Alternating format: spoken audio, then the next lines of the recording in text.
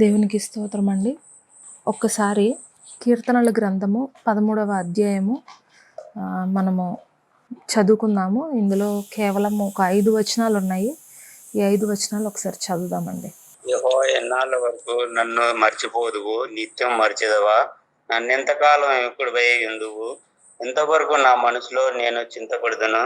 ఎంతవరకు నా హృదయంలో పగలంతయు దుఃఖక్రాంతున్నై ఉందును? ఎంతవరకు నా శత్రువు నా మీద తన్ను హెచ్చించుకును? యెహోవా నా దేవా, నా మీద దృష్టి ఉంచి నాకు ఉత్తరమేము.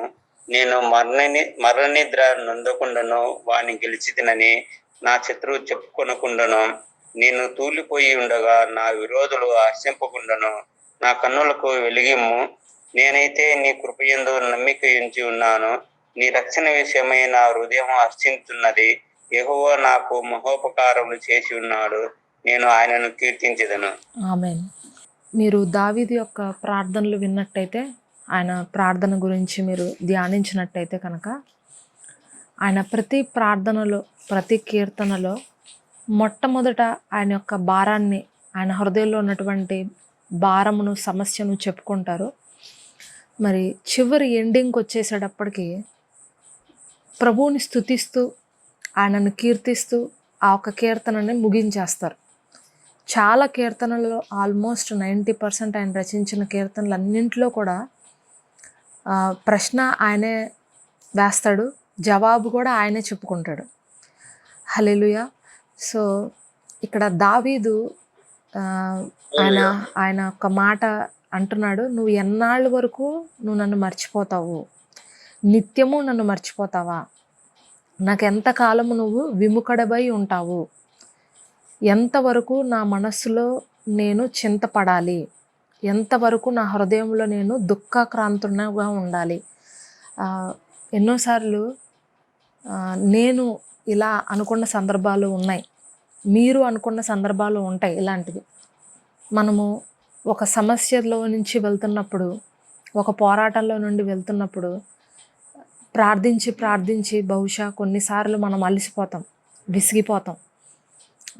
ఒక సమయం వస్తుంది, ఒక టైం వస్తుంది. ఆ టైంలో మనం అంటాము, ఇంక ఎంతకాలము నువ్వు నా విషయంలో మౌనంగా ఉంటావు ప్రభువా? నువ్వు ఇంక ఎంతకాలము నీ యొక్క ముఖమును నాకు చూపించకుండా అలా ముఖము తిప్పుకొని ఉంటావు? ఎందుకు? నేనేం తప్పు చేశాను? నేను ఏమి పాపం చేశాను? నీకోసం కనిపెట్టడము నా తప్ప? నీకోసం ఎదురు చూడడం నా తప్ప? నీ చిత్తం చెయ్యాలని నేను ఎదురు చూస్తున్నాను. నువ్వు చెప్పిన మాటలు నా జీవితంలో జరగాలని నేను కనిపెడుతున్నాను. అయినా సరే నువ్వు నన్ను ఎందుకు మర్చిపోయావు? నువ్వు నాకు ఎందుకు దూరంగా నువ్వు ఎందుకు నాకు దూరంగా ఉంటున్నావు అని నేను అనుకుంటాను. మీరు కూడా అలా అనుకుంటారు. అనుకున్నారా లేదా? అనుకుంటే చేయి ఎత్తండి, హ్యాండ్ రైస్ చేయండి. అనుకుంటారు. ఎస్, అనుకుంటాం. ఖచ్చితంగా మనం అనుకుంటాం. ఇక్కడ దావీదు అంటున్నాడు, నువ్వు ఎంతవరకు నాకు విముఖుడుగా ఉంటావు అంటున్నాడు. మళ్ళీ నా శత్రువు నా మీద తన్ను హెచ్చించుకుంటున్నాడు. అంటే మనము పతనం అయిపోతున్నప్పుడు, మనము ఎదగకుండా ఒకే స్థలంలో ఉండిపోతున్నప్పుడు, మన జీవితంలో ఎలాంటి ఆశీర్వాదము లేనప్పుడు, అభివృద్ధి లేనప్పుడు, మన ఎదుగుదల కోరుకోని వాళ్ళు కొంతమంది ఉంటారు. అది మన ఇంట్లో కావచ్చు, మన స్నేహితుల్లో కావచ్చు, మన ఆత్మీయులలో ఆప్తులలో కొంతమంది ఉంటారు. కొన్ని గృహాల్లో అయితే ఇంకా చెప్పాలంటే రక్త సంబంధికుల్లోనే ఉంటారు. వాళ్ళు ఎదగరు, ఎదుగుతున్న మనల్ని చూసి కూడా వాళ్ళు ఏడుస్తారనమాట. వారి యొక్క మనసులో ఉద్దేశం ఏంటంటే, ఈ వ్యక్తి, ఈమె నా చెల్లి, లేకపోతే నా తమ్ముడు, నా అన్న, అసలు వీడి లైఫ్లో ఏమి జరగకూడదు, వీడు ఎలాగున్నాడు అట్లాగే ఉండిపోవాలి అంతే అని కోరుకుంటారనమాట. దానికోసము ఎంతకైనా సరే వాళ్ళు మరి తెగిస్తారు. వారి యొక్క ఏడ్చి ఇంకా చివరికి మనతో అనవసరమైనటువంటి కక్షలు పగలు పెట్టుకొని మనతో మాట్లాడడం మానేసి మనకు ఎదురుపడిన ముఖం తిప్పుకొని, నేను కొంతమందిని చూస్తానండి, నాకు అసలు ఆశ్చర్యం వేస్తుంది. వాళ్ళు ఒక పీరియడ్, ఒక టైం వస్తుంది, ఆ టైం వరకు చాలా బాగుంటారు, ఎంతో చక్కగా మాట్లాడతారు, ఎంతో చక్కగా మనతో ఉంటారు, మూవ్ అవుతారు. ఎందుకు ఏమైపోతుందో తెలియదు, ఉన్నట్టుండి మరి వాళ్ళు ముఖం చాటేయడం ప్రారంభిస్తారు. అనవసరంగా మనతో చిరుబురులాడటం, మన మీద అనవసరంగా గొడవలు పడడం, మరి మాట్లాడడం మానేయడం, మొహం తిప్పేసుకోవడం స్టార్ట్ చేస్తారు. ఎందుకు ఏమవుతుందో అర్థం కాదు. అసలు రీజన్ అనేది ఏమీ ఉండదు అందులో. అసలు 0% అనమాట రీజన్. కారణమే ఉండదు కొంతమంది విషయాల్లో. ఎందుకు శత్రుత్వం పెంచుకుంటారో తెలియదు, ఎందుకు అలాగా మొహం తిప్పేసుకుంటారో తెలియదు. అప్పుడు నేను వారి విషయంలో ప్రార్థించినప్పుడు, ప్రభు దగ్గర అడిగినప్పుడు, నాకు ప్రభు చెప్పిన మాట ఏంటంటే, వాళ్ళకి ఎన్నున్నా సరే వాళ్ళకి సమాధానం లేదు. నీకు ఏం లేకపోయినా సరే నీ లైఫ్లో చాలా సమాధానం ఉంది. నువ్వు కరువులో లేవు, నువ్వు క్షామంలో లేవు, నీకున్న దాంట్లో నువ్వు చక్కగా బ్రతుకుతున్నావు. నువ్వు వాళ్ళు పిల్లలు కనాలి అని అనుకుంటున్నారు, కానీ వాళ్ళ దగ్గర ఆ పిల్లలు లేరు. కానీ నీకు దేవుడు చక్కటి బిడ్డలనిచ్చాడు. వాళ్ళకి ఎంతో డబ్బు ఉన్నా సరే ఆ డబ్బు వారికి మనశ్శాంతిని ఇవ్వట్ల. నీకు డబ్బు లేకపోయినా సరే నీకు మనశ్శాంతిని ఇచ్చాను నేను. ఇవన్నిటిని బట్టి వాళ్ళు నీకు దూరం అయిపోయారు. ఇవన్నిటిని బట్టి వాళ్ళు నిన్ను ద్వేషిస్తున్నారు, నీతో గొడవ పెట్టుకుంటున్నారు, అంతే, అంతకుమించి ఏమీ లేదు. కాబట్టి నువ్వు మౌనంగా ఉండి నన్ను స్తుతించు. నేను ఏ సమయంలో నిన్ను హెచ్చించాలో ఆ సమయంలో హెచ్చిస్తాను. అప్పటి వరకు నువ్వు మౌనంగా ఉండి నన్ను స్తుతించు అన్నాడు దేవుడు. అంతే. హల్లెలూయా. సో వాళ్ళని బట్టి మనము బాధపడుతూ, వాళ్ళని బట్టి మనము వేదన చెందుతూ, అయ్యో ఈ వ్యక్తి ఏంటి ఇట్లా నాతో సడన్గా విముఖుడుగా ఉంటున్నాడు, సడన్గా ఎందుకు నాతో ఇలాగ గొడవ పడుతున్నాడు, ఉన్నట్టుండి మనం ఏమనకపోయినా ఏంట్రా బాగున్నావా అని అన్నాం అనుకోండి, నీకేంట్రా నేను అలా ఉంటే, నీ పని నువ్వు చూసుకో, నాతో ఇంకొకసారి మాట్లాడావంటే నీ సంగతి చెప్తా అని చెప్పి గట్టిగా మాట్లాడతారు. అసలు మనం అంటాము, నేనేమన్నానని, బాగున్నావా అని అడగడం కూడా తప్పేనా అని అంటాం మనం. అంటే వాళ్ళు అంటారు, నేను ఎలా ఉంటే నీకెందుకురా, నీ పని నువ్వు చూసుకో, నువ్వు నాతో అసలు మాట్లాడద్దు అని చెప్పి వెళ్ళిపోతారు దూరంగా. సో ఇలాంటి వ్యక్తులు కనుక మీ లైఫ్లో ఉంటే వాళ్ళతో మీరు దూరంగా ఉండడమే మంచిది. అలాంటి వ్యక్తులతో మీరు ఎక్కువ సమయం గడిపి వాళ్ళ గురించి ఆలోచించి మీకున్న సమాధానాన్ని పోగొట్టుకునే దానికన్నా కూడా సంతోషంగా దేవుల్లో ముందుకు కొనసాగండి. వాళ్ళు మీ గురించి ఎంతగానో మిమ్మల్ని ద్వేషిస్తారు. వాళ్ళ హృదయంలో మీరు ఎదగకూడదని అనేక ప్రయత్నాలు మీ గురించి చేస్తారు. మీ గురించి చెడ్డ సమాచారాలు వెళ్ళి అనేకుల దగ్గర చెప్పుకుంటారు. ఆ వ్యక్తి ఇలాంటోడ్రా, అలాంటోడ్రా, వాడికి నువ్వు ఆపర్చునిటీ ఇవ్వద్దు, ఆమెకు నువ్వు వివాహ సంబంధాలు వెతకద్దు, ఆమె గురించి నువ్వు ఎక్కువగా ఆలోచించద్దు, ఆమె క్యారెక్టర్ ఇలాంటిది అలాంటిది అని చెప్పి రకరకాలుగా మీ గురించి చిలవలు పలవలు ఎత్తి మీ గురించి చెప్తారు. మీరు ఎదగకుండా ఉండాలని శతవిధాల ప్రయత్నిస్తారు. దావీదు జీవితంలో కూడా అంతే. ఏం లేదు దావీదుకి సౌలుకి. దావీదు 10,000 మందిని పడగొట్టాడు, సౌలు కొంచెం ఆయనకన్నా తక్కువ పడగొట్టాడు అంతే యుద్ధంలో, అంతే. అది జనాలు వచ్చి ఆయన హెచ్చిస్తారు, దావీదు ఎంత గొప్ప వీరుడు, శూరుడు అని చెప్పి ఆయన అంటారు. ఆ ఒక్క మాటకి సౌలు హృదయంలో అసూయ వచ్చేసింది.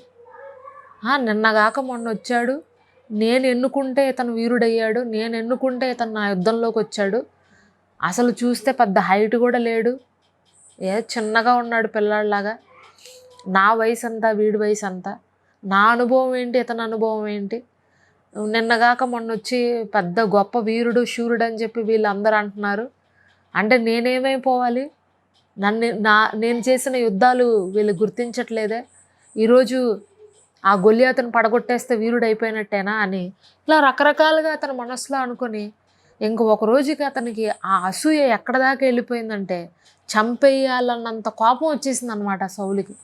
చంపేద్దాం, ఒక బాణం విసిరి దావీదును ఒక్క దెబ్బ కొట్టి కింద పడేద్దాము అన్నంత కోపం వచ్చేసింది అతనికి. కానీ దావీదు అతనిలో ఉన్న కోపాన్ని చూడలేదు, అతనిలో ఉన్న అసూయని చూడలేదు, కానీ అతని పైన ఉన్న అభిషేకాన్ని చూశాడు.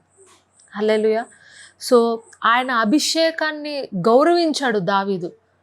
ఆ దేవుడిచ్చినటువంటి అభిషేకాన్ని, దేవుడు ఎన్నుకున్నటువంటి ఆ ఒక ఎన్నికను, ఆయన ఇచ్చినటువంటి అధికారాన్ని దావీదు గౌరవించి దేవునియందు భయభక్తులు కలిగిన వాడు కాబట్టి మౌనంగా ఆయన వద్ద నుండి పారిపోయి బయటికి వెళ్ళిపోయాడు.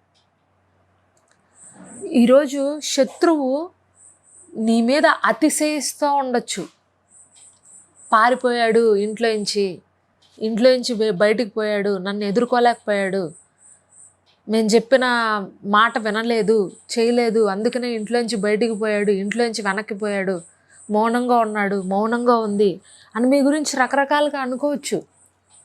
బట్ మీరు కేర్ చేయొద్దు, దాని గురించి పట్టించుకోవద్దు.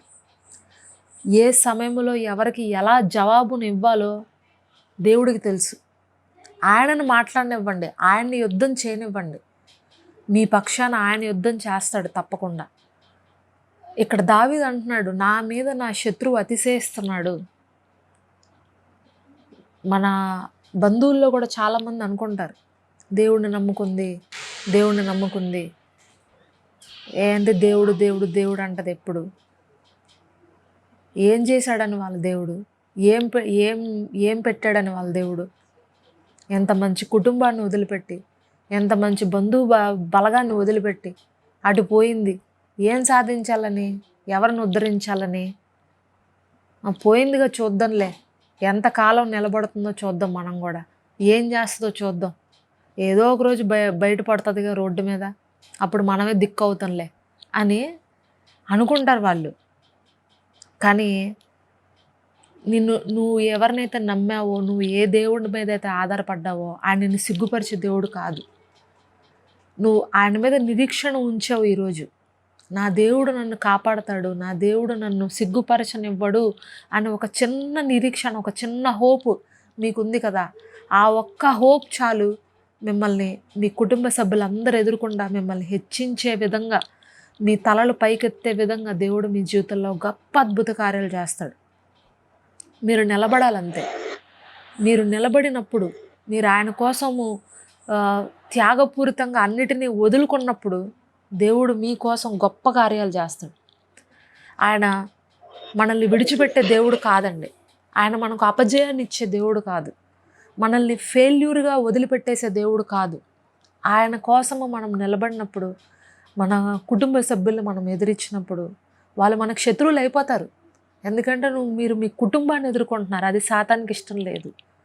అందుకనే దేవుడు అన్నాడు, నేను తల్లికి బిడ్డకు, అత్తకి కోడలికి, కుమారుడికి తండ్రికి, సహోదరులకి నేను వైరం పెడతాను అని అన్నాడు. ఎందుకు వైరము? దేనికోసం వైరం అంటే, నువ్వు దేవుడి కోసం నిలబడుతున్నావు కాబట్టి వాళ్ళకి నువ్వు శత్రువు అవుతావు. నువ్వు దేవుడి కోసము త్యాగం చేసి అన్నీ వదులుకుంటున్నావు కాబట్టి నువ్వు వాళ్ళకి శత్రువు అయిపోతావు. ఆటోమేటిక్గా నువ్వు శత్రువు అయిపోతావు. అది నీ తప్పు కాదు, నువ్వు ఏ తప్పు చేయట్లా. కానీ దేవుడి కోసం ఎవరు నిలబడినా సరే సాతాను ఊరుకోడు, శత్రువుల్ని లేపుతాడు, ఇంట్లోంచి శత్రువుల్ని లేపుతాడు. నీ ఇంటి వారే నీకు శత్రువులు అవుతారు, నీ రక్త సంబంధికులే నీకు శత్రువులు అవుతారు. కానీ ఆ శత్రుత్వము అనేది కొంతకాలం వరకే, అది కొద్ది రోజులు మాత్రమే, అది శాశ్వత కాలం ఉండే శత్రుత్వం కాదు. దేవుడు నీ పక్షాన ఉండి ఆయన యుద్ధం చేస్తున్నాడు. అది నీకు ఈరోజు కనపడకపోవచ్చు, ఆయన ఏం చేస్తున్నాడో నీకు తెలియకపోవచ్చు, కానీ ఆయన నీ పక్షాన ఉన్నాడు. నిన్ను ఒకరోజు హెచ్చిస్తాడు వాళ్ళందరూ ఎదురుకుండా. నువ్వు అన్నీ విడిచిపెట్టి వెళ్ళినందుకు, నువ్వు అన్నీ త్యాగం చేసుకుని కూర్చున్నందుకు, నీ జీవితంలో ఎంత గొప్ప కార్యం జరిగిందనేది నీ దేవుడు నీ ద్వారా మాట్లాడిస్తాడు. ఏ ఊరిలో నీకు అవమానం వచ్చిందో, ఏ ప్లేస్లో నీకు నందొచ్చిందో, ఎక్కడ నువ్వు తలదించుకున్నావో అదే ప్లేస్లో, అదే ప్రజల మధ్యలో, అదే ప్రాంతంలో దేవుడు నిన్ను హెచ్చిస్తాడు ఒకరోజు. ఈ వ్యక్తి గురించా మనం తక్కువ అనుకున్నాము, ఈ వ్యక్తి గురించా మనము చీప్గా మాట్లాడాము. ఈ వ్యక్తి నాకు తెలుసు, ఇతను నాకు తెలుసు, ఈమె నాకు తెలుసు, ఇతను నాకు స్నేహితుడే, ఈమె నా చెల్లె, ఈమె నా తమ్ముడే, ఇతను నా తమ్ముడే అని గొప్పగా చెప్పుకునేలాగా దేవుడు నీ జీవితంలో గొప్ప కార్యాలు చేస్తాడు. కానీ నువ్వు నిలబడాలి దేవుడి కోసం. వాళ్ళు నీతో శత్రుత్వంగా మాట్లాడుతున్నప్పుడు, వాళ్ళు నీతో బాధ పెట్టేలాగా నిన్ను ద్వేషిస్తున్నప్పుడు నువ్వు కూడా వాళ్ళ మీద, వీళ్ళు కూడా నాశనం అయిపోవాలి, నన్ను అంటున్నారు కదా నాశనం అయిపోవాలి, వీళ్ళకి కూడా కీడు జరగాలి, వీళ్ళ ఇంట్లో కూడా అన్యాయం జరగాలి అని మనం కోరుకోకూడదు. దావీదు ఏం చేశాడు? పక్కకి వెళ్ళిపోయాడు, అంతే, తప్పుకున్నాడు. ఆయన సౌలు ఎంత శత్రుత్వం చూపించినా సరే, ఎంతగా ఆయన్ని వెంటాడి చంపాలని చూసినా సరే ఆయన పక్కకి వెళ్ళిపోయాడు. కానీ ఎక్కడా కూడా దేవుడి చిత్తాన్ని దాటి బయటికి రాలేదు. దేవుడి యొక్క ఇష్టాన్ని విడిచిపెట్టి ఆయన బయటికి వెళ్ళలేదు. ఆఖరికి సౌలే అడుగుతాడు చివరిలో, నన్ను చంపేనాయన, నా వల్ల కావట్లేదు, నేను ఈ నొప్పి తట్టుకోలేకపోతున్నాను, నన్ను చంపే అంటే అతను చంపమన్నాడు కదా అని ఒక వ్యక్తి వచ్చి అతను చంపుతాడు. ఆ విషయం వచ్చి దావీదుకి చెప్తే, నేను ఇట్లాగా నీ శత్రువుని చంపేశాను, ఇక నీకు శత్రువులు ఎవ్వరూ లేరు, నువ్వు సంతోషంగా రాజ్యాన్ని ఏలుకో అని అంటే, అసలు నీకు చంపడానికి ఎవడరా అధికారం ఇచ్చింది? దేవుడు అభిషేకించిన వ్యక్తిని నువ్వెవరు చంపావని చెప్పి చంపాను అని సమాచారం తెచ్చినోడిని కూడా చంపేశాడు దావీదు. అర్థమవుతుందండి? దావీదు ఎక్కడా కూడా తన స్వయము చూపించలేదు తన శత్రువుల మీద. తన యొక్క స్వయాన్ని ఎక్కడా కూడా, తన యొక్క కోపాన్ని, తన యొక్క ద్వేషాన్ని, వాళ్ళు ఏదో అంటున్నారు కదా అని చెప్పి వాళ్ళ మీద తన యొక్క ద్వేషాన్ని ఎప్పుడు చూపించలేదు. దేవుడి చిత్తానికి విడిచిపెట్టేశాడు. ఏదైనా సరే, ఏ యుద్ధానికి వెళ్తున్నా సరే, ఎవరి మీద పోరాటానికి వెళ్తున్నా సరే దేవుణ్ణి అడిగి వెళ్ళాడు. నన్ను వెళ్ళమంటావా? ఈ యుద్ధంలో నన్ను పాల్గొనమంటావా? నువ్వు చెప్పు ప్రభువా, నువ్వు చెప్తే నేను వెళ్తాను, నువ్వు యుద్ధం చేయమంటే నేను చేస్తాను. అర్థమవుతుందండి? ఈరోజు మనము నేర్చుకోవాల్సింది అదే. ఎంతమంది మీ చుట్టూ శత్రువులు వ్యాపించినా, ఎవరు మీతో మీ గురించి తక్కువగా మాట్లాడినా, మీరు దేవుడిని స్తుతించండి, ఆయన కోసం మీరు నిలబడండి. దావీదు బాధపడుతున్నాడు, ఎంతకాలం నువ్వు నాకు విముఖుడుగా ఉంటావు? కానీ ఒక మాట చివరిలో అంటున్నాడు, ఆ మాట నాకు చాలా నచ్చింది. నేనైతే నీ కృపయందు నమ్మిక ఉంచి ఉన్నాను, నీ రక్షణ విషయమై నా హృదయము హర్షించుచున్నది. యెహోవా నాకు మహోపకారాలు చేశాడు కాబట్టి నేను ఆయనను కీర్తిస్తాను. ఇలా మనం ప్రార్థన చేస్తే దేవుడు చాలా సంతోషిస్తాడండి. ఈరోజు నీ పరిస్థితి ఎలా అయినా ఉండని, నువ్వు మాత్రము ఆయన కృప మీద నమ్మకం పెట్టుకోవాలి.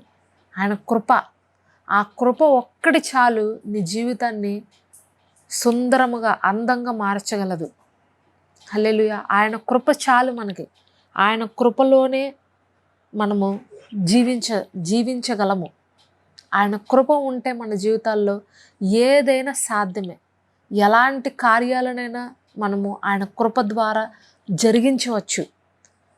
దావీదు ఎంతో బాధపడ్డాడు. ముందు 4 వచనాల్లో, నా శత్రువులు నా మీద అతిశయిస్తున్నారు, నా శత్రువులు నన్ను చూసి నవ్వుకుంటున్నారు, వాళ్ళు నా మీద హెచ్చించుకుంటున్నారు, మేము గొప్ప అని. కానీ నేనైతే నీ కృపయందు నమ్మిక ఉంచుచున్నాను. ఈ సమయంలో మీరు కూడా ఈ మాట చెప్పండి, నేనైతే నీ కృపయందు నమ్మిక ఉంచుచున్నాను. నేనైతే నమ్మిక ఉంచున్నాను. నేనైతే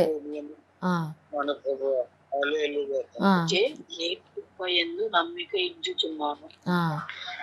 నేనైతే నీ కృపయందు నమ్మిక ఉంచున్నాను ప్రభువా. నేనైతే నీ కృపయందు నమ్మిక ఉంచున్నాను తండ్రి. మీరు ఈ రాత్రంతా ఇదే ధ్యానించండి. నేనైతే నీ కృపయందు నమ్మిక ఉంచున్నాను. ఈరోజు ఉదయం నుంచి నేను ఇదే చెప్తున్నానండి. ఎక్కడికి వెళ్తున్నా, ఏం చేస్తున్నా, నేనైతే నీ కృపయందు నమ్మిక ఉంచున్నాను, నేనైతే నీ కృపయందు నమ్మిక ఉంచున్నాను. నా హృదయము హర్షిస్తుంది, నా హృదయము ఆనందిస్తుంది. దేవుడు నా జీవితంలో మహోపకార్యాలు చేశాడు, దేవుడు నా జీవితంలో గొప్ప కార్యాలు చేశాడు కాబట్టి నేను ఆయనను కీర్తిస్తాను. దేవుడు నీ జీవితంలో ఏం చేసినా చేయకపోయినా ముందుగానే ఆయన్ని స్తుతించే వాళ్ళని బట్టి దేవుడు గొప్పగా ఆనందిస్తాడండి. ఏదో చేశాక చెప్పడం కాదు దేవుడికి కృతజ్ఞతలు. ఏమి చేయకపోయినా సరే దేవుడికి కృతజ్ఞతలు చెప్పండి. మీ హృదయం ఎప్పుడూ కూడా సంతోషంగా ఉండనివ్వండి. ఎవరిని బట్టి మీరు దుఃఖాక్రాంతులుగా ఉండకూడదు. ఏ వ్యక్తిని బట్టి మీరు ఆయాసం కలిగి ఉండకూడదు. మీ తండ్రి గారిని బట్టో, మీ తల్లి గారిని బట్టో, మీ అక్కయ్యని బట్టో, మీ స్నేహితుడిని బట్టో, లేకపోతే మీ అత్తగారిని బట్టో, మామగారిని బట్టో, ఎవరిని బట్టి మీరు ఆయాసంగా ఉండకండి. మీరు ఆయాసం కలిగి ఉన్నారు అని అంటే ఆ వ్యక్తికి శాపం అండి. ఆ వ్యక్తికి మీకు తెలియకుండానే మీరు అతనికి శాపాన్ని పంపిస్తారు. అతను నాశనం అవుతాడు, ఆమె నాశనం అవుతుంది మీరు బాధపడుతుంటే కనుక. ఎందుకంటే మీ పైన దేవుడి యొక్క ఆ అభిషేకం అనేది ఉంది. ఎవరైతే అభిషేకించబడిన వారు బాధపడతారో, ఇతరుల గురించి వేదన చెందుతారో, ఆటోమేటిక్గా వాళ్ళ మీదకి కర్సెస్ వెళ్ళిపోతాయి. అర్థమవుతుందా అండి? సో అందుకనే దావీదు యాక్షన్ తీసుకోలేదు సౌలు మీద. అతను పట్టించుకోలేదు. దేవుడి చేతులకు అప్పగించాడు. దేవుడే నాశనం చేస్తాడు, దేవుడే చంపేస్తాడు అతన్ని, నాకు అనవసరం, నేను పట్టించుకోను అనుకున్నాడు. అభిషేకించబడిన వారి జోలికి వెళ్తే దేవుడు ఊరుకోడు, వాళ్ళకి తగిన శిక్ష వేస్తాడు. అది మనము చేయకూడదు. మనము వాళ్ళ జోలికి వెళ్ళకూడదు. మనం వాళ్ళని బట్టి ఆడకూడదు. మనం వాళ్ళని బట్టి ఆయాసం కలిగి ఉండకూడదు. దుఃఖక్రాంతులుగా ఉండకూడదు. మనము ఎల్లప్పుడూ దేవుడు కృప మీద నమ్మకం పెట్టుకోవాలి. ఆయన కృప చాలు అని అనుకోవాలి మనం. ఆయన కృప ఉన్న వాళ్ళకి దేవుడు అన్నీ ఇస్తాడు. ఇదే కీర్తనల గ్రంథం 91వ అధ్యాయంలో ఆయన చెప్తున్నాడు చూడండి. 91వ కీర్తనలో 14వ వచనం నుంచి చదవండి. 91 కీర్తన 14. ప్రేమించుచున్నాడు కనుక నేను అతన్ని తప్పించాను. అతడు నా నామము నెరిగినవాడు కనుక నేను అతని ఘనపరచెదను. అతడు నాకు మొరపెట్టగా నేను అతనికి ఉత్తరం ఇచ్చేదను. శ్రమలో నేను అతనికి తోడై ఉండేదను. అతను విడిపించి అతని గొప్ప చేసేదను. దీర్ఘాయువు చేత అతన్ని తృప్తిపరిచెదను. నా రక్షణ అతనికి చూపించేదను. హల్లెలూయా. చూడండి, అతను నన్ను ప్రేమిస్తున్నాడు కాబట్టి నేను అతన్ని తప్పిస్తాను. అతడు నా నామము ఎరిగినవాడు కాబట్టి నేను అతన్ని ఘనపరుస్తాను. అతడు అని ఉన్న ప్రతి ప్లేస్లో మీ పేరుని పెట్టుకొని మీరు చదువుకోండి. ఎంత సంతోషంగా ఉంటుందంటే, దీపిక నన్ను ప్రేమించుచున్నది కాబట్టి నేను దీపికను తప్పిస్తాను. దీపిక నా నామము ఎరిగినది కాబట్టి నేను ఆమెను ఘనపరుస్తాను. దీపిక నాకు మొరపెట్టగా దీపికకు నేను ఉత్తరం ఇస్తాను. శ్రమలో దీపికకి నేను తోడుగా ఉంటాను. దీపికని విడిపించి గొప్ప చేస్తాను. దీర్ఘాయువుతో నేను దీపికని తృప్తిపరుస్తాను. నా రక్షణ దీపికకు చూపిస్తాను. ఈరోజు ప్రభు మీతో చెప్తున్నారు, ఏ భయాలతో మీరున్నా, ఎవరో నన్ను ఏదో చేస్తారు, ఇతని వల్ల నాకు ఆశీర్వాదం ఆగిపోతుంది, లేకపోతే ఈ రోగాలు వచ్చి నా జీవితంలో నేను త్వరగా మరణిస్తానేమో, నేను త్వరగా చచ్చిపోతానేమో అనే భయంలో ఉన్నారేమో ఈరోజు మీరు. ఏదో ఈ ఆర్థిక ఇబ్బందుల వల్ల, ఈ అప్పుల సమస్యల వల్ల నా జీవితం ఏమైపోతుందో అనే ఒక భయంలో, ఒక టెన్షన్లో మీరు ఈరోజు ఉన్నారేమో. ప్రభు అంటున్నారు, నువ్వు నన్ను ప్రేమిస్తే, నువ్వు నా పైన నమ్మకం పెట్టుకుంటే నా కృప నీకు తోడుగా ఉంటుంది. నేను నిన్ను ప్రతి విషయంలో తప్పిస్తాను. అనేక విషయాల్లో నేను నిన్ను తప్పిస్తాను. నువ్వు నా నామము ఎరిగి ఉన్నావు కాబట్టి చాలు. నువ్వు ఆయన నామము ఎరిగి ఉన్నావు కాబట్టి సరిపోతుంది అంతే. యేసుక్రీస్తు ప్రభువు వారుని అనే నామాన్ని నువ్వు పట్టుకున్నావు కాబట్టి అదొక్కటి చాలు. ఆయన నిన్ను గొప్ప చేస్తానంటున్నాడు. ఆయనకు నువ్వు మొరపెట్టుకుంటే నేను నీకు ఉత్తరం ఇస్తాను. నీ శ్రమల్లో నేను నీకు తోడుగా ఉంటాను. దీర్ఘాయువుతో నేను నిన్ను తృప్తిపరుస్తాను. హల్లెలూయా. దీర్ఘాయువు అండి. ఈరోజు నీకు దీర్ఘాయువుని ఇస్తాను అంటున్నాడు దేవుడు. సంతోషంగా, తృప్తిగా నువ్వు మంచి ఆయుష్తో ఈ లోకం విడిచి వెళ్తావు. నీ బాధ్యతలన్నీ నువ్వు ముగించుకుంటావు. నువ్వు సంతోషంగా నీ మనవల్ని, మనవరాళ్ళని అందరినీ చూసి వారికి ఇవ్వవలసిన బాధ్యతలన్నీ నువ్వు అప్పగించి నువ్వు ఈ యొక్క లోకాన్ని విడిచి వెళ్తావు అని ప్రభు ఈరోజు చెప్తున్నారు. ఎందుకంటే నువ్వు నా నామాన్ని ఎరిగి ఉన్నావు, నువ్వు నా నామాన్ని పట్టుకున్నావు, నువ్వు నన్ను ప్రేమిస్తున్నావు. దావీదు అదే అంటున్నాడు, నువ్వు నా జీవితంలో మహోపకార్యాలు చేస్తావు కాబట్టి నేను నిన్ను కీర్తిస్తాను. ఆయన కీర్తించండి, ఆయన గొప్ప చేయండి, ఆయన నామాన్ని మీరు గొప్పగా మాట్లాడండి. ఎక్కడున్నా, ఎలాంటి పరిస్థితుల్లో ఉన్నా ఆయన్ని మీరు గొప్ప చేసి మాట్లాడండి. తప్పకుండా మీ జీవితాల్లో మీరు ఎటుపోయినా, ఎక్కడ ఉన్నా, ఏది చేస్తున్నా అన్నింట్లో దేవుడు మీకు విజయాన్ని ఇస్తాడు. మరి ఈ నెల ఎన్నో బ్యాడ్ న్యూస్లు మనం విన్నాము. న్యూస్లో చాలా చెడ్డ వార్తలు మనం విన్నాము. ఎంతోమంది మరి అకాల మరణం పొందారు. మరి బయటికి వెళ్ళి ప్రయాణాలు చేయాలంటేనే చాలామందికి భయంగా ఉంది ఈ రోజుల్లో. అంత భయంకరమైనటువంటి పరిస్థితుల్లో మరి 2025 సంవత్సరంలో మనము ఉన్నాం. ఏ రోజు ఏమవుతుందో తెలియదు. చాలామంది ప్రాణాలు గుప్పెట్లో పెట్టుకుని బతుకుతున్నారు. బయటికి వెళ్ళాలంటే భయంగా ఉంది, హాస్పిటల్కి వెళ్ళాలంటే భయంగా ఉంది. ఏం చెప్తారో తెలియదు, రిపోర్ట్స్లో ఏమొస్తుందో తెలియదు. వాళ్ళు ఏదన్నా చెబితే నేను తట్టుకోగలనా లేదా, దాన్ని నేను సిద్ధపడగలనా లేదా, ఇలాంటి భయాలతో ఎంతోమంది ఉన్నారండి ఈ రోజుల్లో. నిద్ర లేదు, సమాధానం లేదు, మందులు వేసుకొని చాలామంది మరి నీరసించిపోతున్నారు. అయితే దేవుని వాక్యము నీకు బలాన్ని ఇస్తుంది. ఆయన వాక్యం మీరు చదవండి, ఆయన వాక్యాన్ని మీరు పఠించండి, ఆయన మీరు కీర్తించండి. నేను నీకు దీర్ఘాయువుని ఇస్తాను అంటున్నాడు. ఆ భయాల్లో నుండి నేను నిన్ను విడిపిస్తాను. నువ్వు అకాల మరణం చెందవు. నువ్వు నన్ను నమ్ముకో. నా కృప నీకు తోడుగా ఉంచి నిన్ను ఆ శ్రమల్లో నుండి నేను నిన్ను విడిపించి నీ శత్రువుల ఎదుట నువ్వు మరణించకుండా, నీ శత్రువుల ఎదుట నువ్వు సంతోషంగా జీవించేలాగా, నువ్వు గొప్ప కార్యాలు చూసే విధంగా నేను నిన్ను హెచ్చిస్తాను. నీ శత్రువే తలదించుకొని నీ ముందు నుంచి వెళ్ళిపోయేలాగా నేను నిన్ను హెచ్చిస్తాను అని ఈరోజు ప్రభు మీకు ఒక చక్కటి భరోసా ఇస్తున్నాను. కాబట్టి చింతించకండి, దేనికోసము బాధపడద్దు, భయాలతో బతకద్దు, ఎవరి మీదో ఆయాసంతో మీరు ఉండొద్దు, ఎవరు ఏదన్నా సరే పట్టించుకోకండి. దేవునికి వాళ్ళని విడిచిపెట్టేయండి. దావీదులాగా మీరు దేవుళ్ళో సంతోషించండి. మీ యొక్క సంతోషాన్ని ఎవరి కోసమో మీరు ఎందుకు పోగొట్టుకుంటారు? ఎవరో ఏదో అన్నారని చెప్పి మీ సంతోషాన్ని మీరు ఎందుకు విడిచిపెట్టుకుంటారు? ఎల్లప్పుడూ ఆయన సన్నిధిలో సంతోషించండి, ఆనందించండి, నాట్యమాడండి. దేవునిలో పాటలు పెట్టుకొని వినండి చక్కగా. దేవునిలో మీరు సంతోషిస్తున్నప్పుడు ఆయన మీ ప్రతి సమస్య నుంచి కూడా మిమ్మల్ని విడిపిస్తాను అని ఈరోజు వాగ్దానం చేస్తున్నారు. తృప్తి కలిగిన జీవితాన్ని దేవుడు మీకు ఇస్తారు. తృప్తిగా మీరు జీవిస్తారు, సంతోషంగా మీరు ఉంటారు, అన్ని విషయాల్లో మీరు ఆనందంగా ఉంటారని మరి ప్రభు మీకు భరోసా ఇస్తున్నారు. కాబట్టి మరి ఈరోజు మనం అందరము కూడా ప్రభువుని కీర్తిద్దాము. ఆయన ఇచ్చినటువంటి వాగ్దానాన్ని బట్టి మరి ఒక చిన్న ప్రార్థన చేసుకుని ఈ సందేశాన్ని ముగిద్దాము. నాతో కలిసి మీరు కూడా ఈ ప్రార్థనలో ఏకీభవించండి. పరిశుద్ధుడా, ప్రేమ కలిగిన మా తండ్రి యేసయ్యా, నీకు వందనాలు, స్తోత్రాలు ప్రభువా. అవును తండ్రి, నేనైతే నీ కృపయందు నమ్మిక ఉంచాను అని దావీదు చెప్పినట్లుగా, అవును ప్రభా, మాకు మీ కృప మాత్రమే ఆధారము, నీ కృప మాత్రమే మాకు ఆశ్రయము ప్రభా. మా భయాల్లో మాకు నీ కృపే ఆశ్రయము, మా శ్రమలలో నీ కృపే మాకు రక్షణ ప్రభా. మా యొక్క పోరాటాలలో, శత్రువుల మధ్యలో, రక్త సంబంధీకుల మధ్యలో మాకు నీ కృపే మాకు చాలు తండ్రి. నీ కృప మాకు చాలుని యేసయ్యా ప్రభా.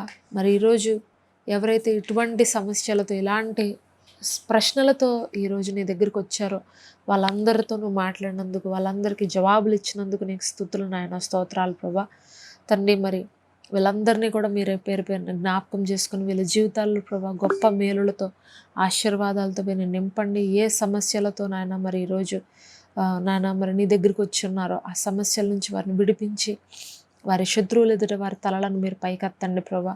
వారి చుట్టూన్న వారి మధ్యలో వారిని హెచ్చించి దేవా, మరి నీ నామాన్ని నువ్వు వారి జీవితాల ద్వారా మహిమపరుచుకోమని వేడుకుంటూ ఇచ్చిన ప్రార్థన నజరేయుడైన యేసుక్రీస్తు వారి అతి పరిశుద్ధ నామంలో అడిగి వేడుకొంచున్నాను నా ప్రియ పరలోకపు తండ్రి, ఆమేన్. మన తండ్రి యొక్క ప్రేమ కుమారుడైన యేసుక్రీస్తు వారి యొక్క కృపయు, పరిశుద్ధాత్మ ఆదరణకర్త అన్యోన్య సహవాసమును ఇప్పుడును ఎల్లప్పుడూ మనందరికీ సదాకాలం తోడుగా ఉండి నడిపించునుగాక, ఆమేన్. ఈ సందేశం మీకు ఆశీర్వాదకరంగా ఉందా? ప్రభు మీతో మాట్లాడారా? అయితే తప్పకుండా మీ స్నేహితులకు, బంధువులకు కూడా ఈ సందేశాలు షేర్ చేసి దైవాశీర్వాదాలు పొందండి. ప్రభు మీకు తోడై ఉండి మిమ్మును సమస్త విషయములలో దీవించి ఆశీర్వదించునుగాక, ఆమేన్.